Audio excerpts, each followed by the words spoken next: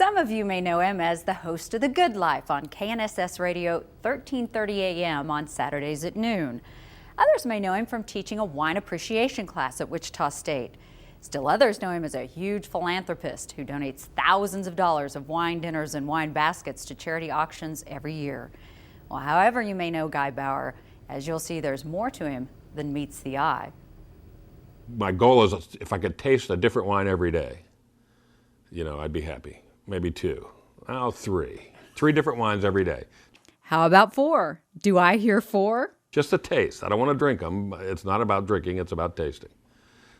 Sometimes, weekends, it's about a little more than tasting. But although Guy is known as a wine connoisseur, there's so much more to him than that. Guy Bauer has lived many, many different lives during his time on this planet. Honestly, there isn't much he hasn't done. Wine came after flying. I always wanted to be a pilot. That started when I was a little kid. Everybody used to carry on a set of keys, when they were a little tyke, 5, 6 years old.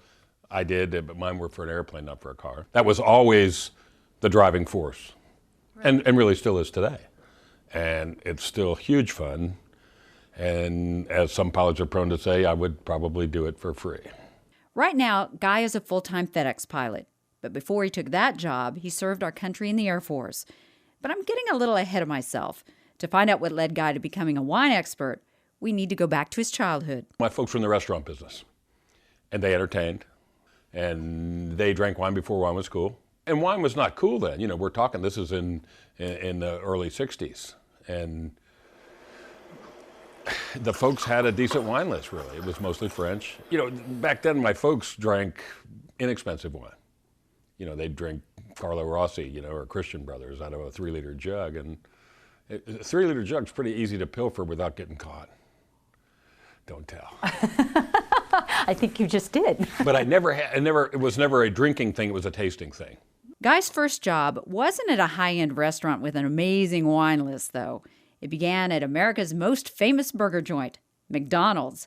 Successful people like Guy never see any job as beneath them. They take every opportunity and turn it into a chance to learn and grow. Another thing they have in common is that they tend to start working early. I started working there when I was 13. They asked me how old you are, and I kind of hesitated a second because I thought there was. She goes, well, you have to be 14 or on the work program. Oh yeah, I'm 14 and on the work program.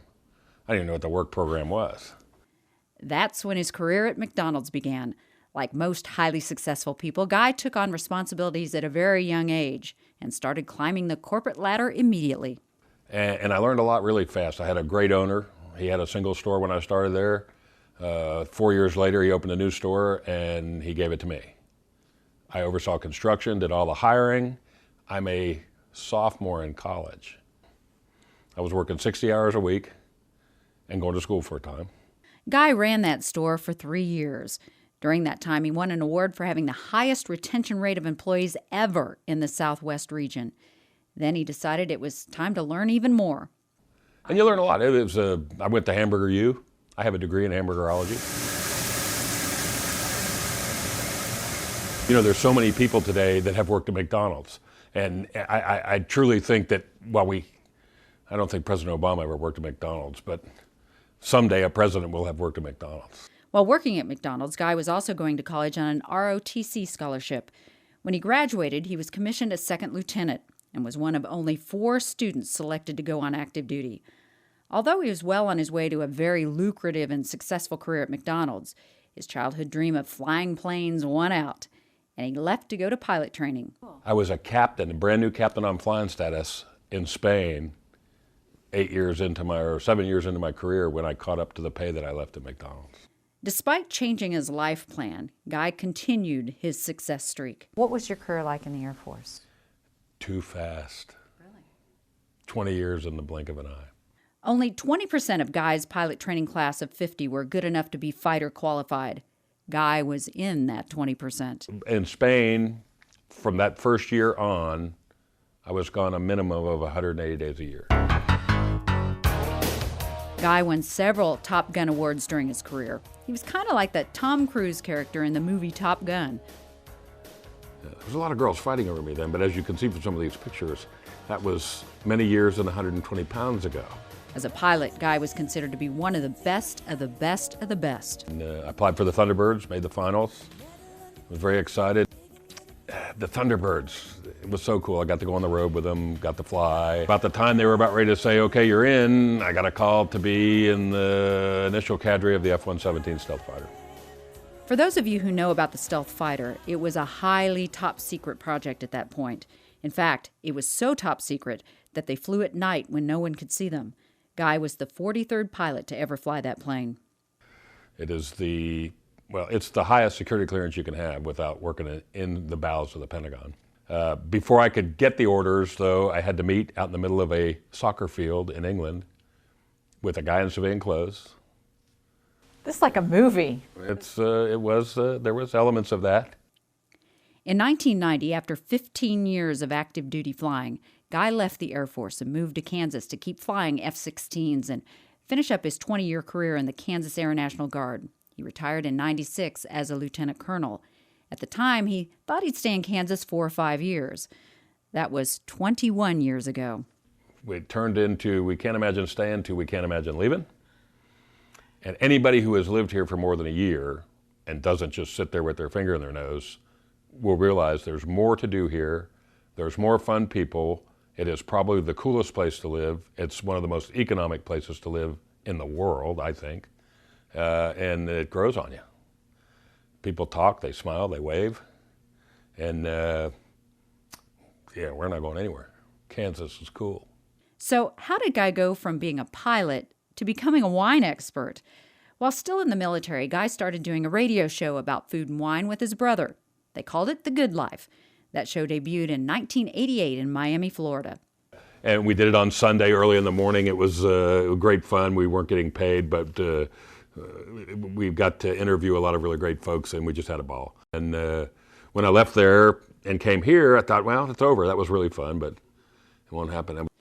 6 months after arriving in Kansas, the program director at KNSS approached Guy to do the same type of show here. That was in August of 1991. And he's been on KNSS ever since. I'm not really ready. This is The Good Life. Food, wine, and all the good things of life. Now, here's the host of The Good Life, Guy Bauer. Good afternoon. Welcome to the program. I hope you're having a luscious lunch hour. I'm glad you've taken the time out to visit KNSS and be a part of The Good Life. Food, wine, and fun for years. That's what we call it every Saturday here on News Radio 1330. This program is going to be a hoot. We got 2 great guests and a great wine of the week. Don't forget, the Food Network started 3 years after I got here. Okay, Food Network was not even a dream. Everybody that you've seen on the Food Network at one time or another has been on my program. Wow. Julia Child, Emery Lagasse, Graham Kerr, some of the stalwarts of the early food business. So getting to spend time with people that do food and wine, it makes you fat. Who knew this could be a career? Had I known that, I certainly would have picked a different major in college. Guy says the job is harder than it looks. Not that that's going to get a lot of sympathy from us. We go out to California, we go to Washington, Oregon, and go on these hosted wine trips. And, I've been on a hosted wine trip to Spain for 10 days, where they pay for everything, fly you all over, make you eat and drink a lot. Gee, what a horrible job. It is. It's very difficult, and it's serious business. Through his love of wine and food, Guy has brought a lot of wonderful things here to Wichita. First, he started a chapter of the American Institute of Food and Wine. When he originally called the national office in San Francisco. Oh, and I'm gonna start a chapter here. They laughed. They laughed at me. Well, oh, that's great. Well, you have to have 50 paid members to be a ratified chapter. Yeah, I know. Okay, some of the stuff. Our first event's next Friday. Oh, okay. They sent me the stuff. I had the event and 50 paid members the day before the stuff got here in the mail. Fastest ratified chapter in the history of the organization, still today.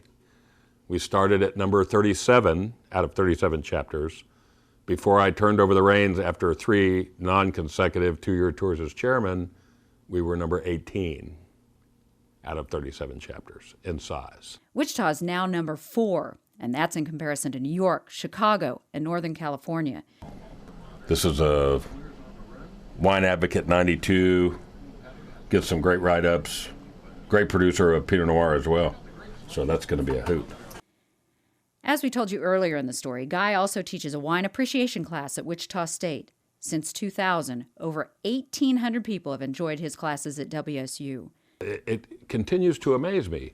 This wine enthusiasm for the basic class, I thought, I'd do a couple of years and we'll tap out the community. There won't be anybody else. There's been 20, 30 people on the standby list almost every time for the basic class. Everybody asks me, what's your favorite wine? White, red, Chardonnay, Cabernet, Yes.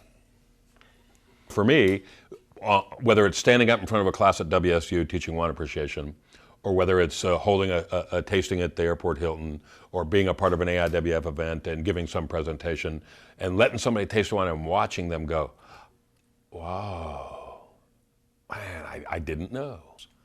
And to me, there's the fun, that's the reward. Even though Guy has had just about every conceivable career out there, there's still a few he wants to try. There's a lot of things I'd still like to do.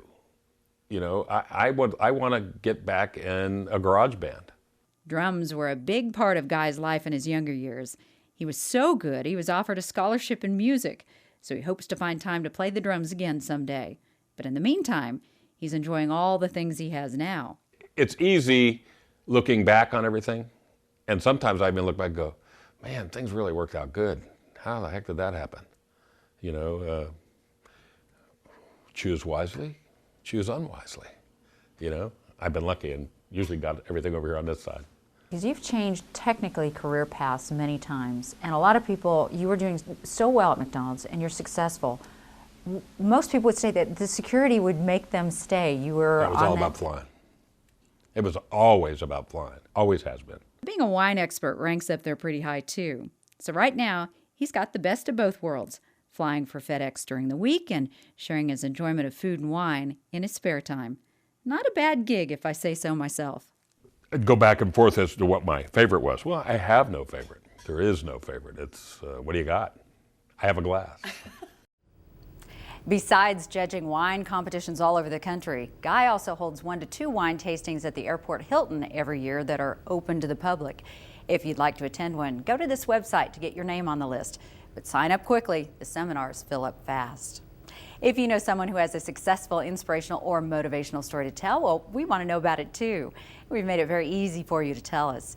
You can go to one of these websites, or you can contact us through Facebook, Twitter, or you can even send us a letter. Be sure to give us a name and number where we can reach them and tell us what they're doing that you think makes them so special.